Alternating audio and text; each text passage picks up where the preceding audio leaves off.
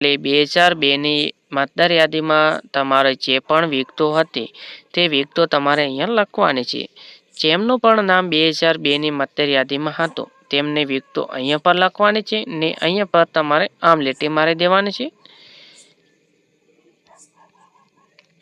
ત્યારબાદ તમારે સૌપ્રથમ મતદારના નામમાં તમારું નામ લખવાનું છે. તમારો ચૂંટણી કાર્ડ નંબર લખી દેવાનો છે. અહીંયા તમારે સંબંધીના નામમાં તમારા પિતા અથવા તો માતાનું નામ લખવાનું છે. અહીંયા તમારે તેમની સાથેનો સંબંધ લખી દેવાનો રહેશે. તમારો જિલ્લો, રાજ્ય અને એસેમ્બલીનું નામ લખવાનું છે.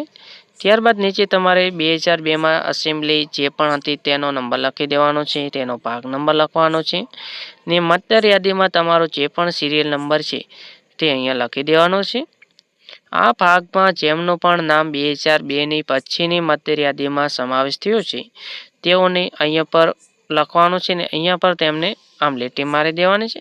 ત્યારબાદ સૌપ્રથમ તમારું નામ લખવાનું છે. તમારો ચૂંટણી કાર્ડ નંબર લખી દેવાનો છે.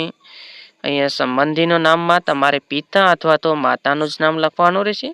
ત્યારબાદ તમારે અહીંયા સંબંધ લખવાનું છે. તમારો જિલ્લો લખી દેવાનો છે, રાજ્ય લખવાનું છે ને એસેમ્બલીનું નામ લખવાનું છે. ત્યારબાદ નીચે તમારે એસેમ્બલી નંબર, ભાગ નંબર અને તમારો સિરિયલ ક્રમાંક નંબર